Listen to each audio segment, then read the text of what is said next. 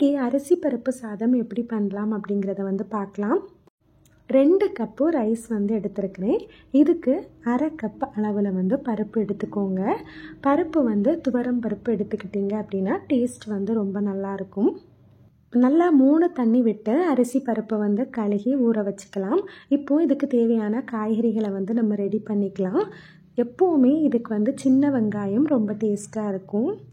ஒரு கையளவு சின்ன வெங்காயம் தோல் எடுத்து கட் பண்ணிக்கலாம். கூடவே 2 பெரிய சைஸ் தக்காளி கட் பண்ணியிருக்கிறேன். கேஸ் ஆன் பண்ணி குக்கர் வச்சுக்கோங்க. 2 ஸ்பூன் அளவு நெய் சேர்த்துக்கோங்க. கூடவே 2 ஸ்பூன் அளவு தேங்காய் சேர்த்துக்கலாம். கொஞ்சமாக கடுகு பொரியறதுக்கு சேர்த்துக்கோங்க. கடலைப்பருப்பு ஒரு 2 ஸ்பூன் அளவு சேர்த்துக்கோங்க. மணத்துக்கு 2லேருந்து 3 கொத்து அளவு கருவேப்பிலை சேர்த்துக்கலாம்.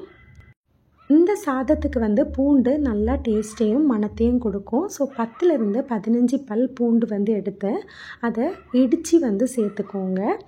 ரொம்ப மையாக அரைக்கணும் அப்படிங்கிற அவசியம் இல்லை.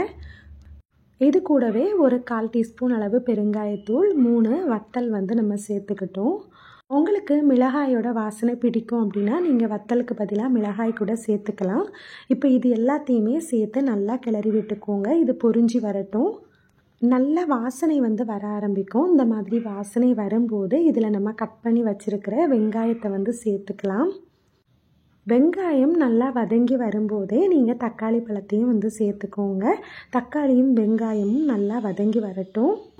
தக்காளி பழம் இந்த மாதிரி மையாக வதங்கி வரும்போது இதுக்கு தேவையான மசாலா பொருட்களை சேர்த்துக்கலாம். ஒரு 2 ஸ்பூன் அளவு கல்லுப்பு சேர்த்துருக்கிறேன். கல்லுப்பு போதுமா அப்படிங்கிறத நம்ம அரிசி சேர்த்துட்டே செக் பண்ணி பார்க்கலாம். எரிப்புக்கு 1 ஸ்பூன் அளவு வத்தல் பொடி, 1 ஸ்பூன் அளவு தனியா பொடி சேர்த்துருக்குறோம். கூடவே ஒரு 1/4 டீஸ்பூன் அளவு மஞ்சள் பொடி சேர்த்துக்கோங்க. இதோட பச்சை வாசனை போகிற அளவுக்கு நல்லா இதை வதக்கிக்கோங்க. 1 கப்பு ரைஸுக்கு 3 கப்பு தண்ணி வீதமாக 2 கப்பு ரைஸுக்கு 6 கப்பு தண்ணி சேர்த்துருக்கிறேன். கூடவே அரை கப் பருப்புக்கு அரை கப் தண்ணி. ஸோ டோட்டலாக 7.5 கப்பு தண்ணி நம்ம சேர்த்து கொதிக்க வச்சுருக்குறோம். தண்ணி கொதிக்கும்போது இது கூட நம்ம பருப்பையும் அரிசியையும் சேர்த்துக்கலாம். இந்த டைமில் இதுக்கு உப்பு எரிப்பு ரெண்டையுமே நீங்கள் செக் பண்ணிக்கோங்க. லாஸ்ட்டாக குக்கரை மூடுறதுக்கு முன்னாடி 1 கை அளவு கொத்தமல்லி இலைகளை நீங்கள் தூவிக்கோங்க. நல்லா கலந்துட்டு நம்ம குக்கரை விசில் போட்டு மூடி வச்சிடலாம். நார்மலாக நீங்கள் ரைஸ்க்கு எவ்வளோ நேரம் வைப்பீங்களோ அதே அளவு வச்சா போதும். நான் இன்றைக்கி 3 விசில் வச்சுருக்கிறேன். ரொம்ப சூப்பராக பருப்பு சாதம் ரெடி ஆகிடுச்சு. ஸோ லாஸ்ட்டாக நீங்கள் இதை சர்வ் பண்ணுறதுக்கு முன்னாடி 1 ஸ்பூன் இல்லை 2 ஸ்பூன் அளவு கீ சேர்த்துக்கலாம். உங்களுக்கு அதோட ஸ்மெல் பிடிக்கும் அப்படின்னா. ரொம்பவே சிம்பிளான ஒரு ரெசிபி, ஆனால் ரொம்பவே டேஸ்டியாக இருக்கும்.